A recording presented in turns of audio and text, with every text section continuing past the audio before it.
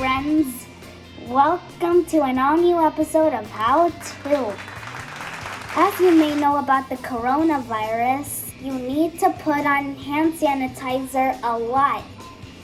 And you know there is ways of making your own hand sanitizer. And that's what today's How To episode is about. So let's get started. Step 1 is to get all of the ingredients. First ingredient is alcohol. Alcohol. We made this list of ingredients we'll need to make the hand sanitizer. Next thing we need is aloe vera gel. I don't know how to pronounce it.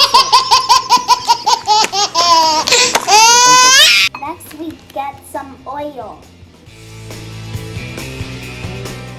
Next is some lemon. Next, we mix them all together.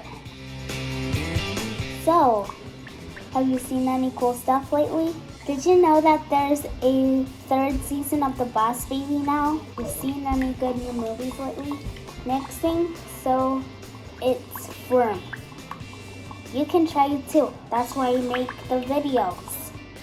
When I make the videos, you need to learn how the things are so you can do it yourself. Once it's all mixed, you take an empty hand sanitizer container and pour your homemade sanitizer inside. That's going to take a while.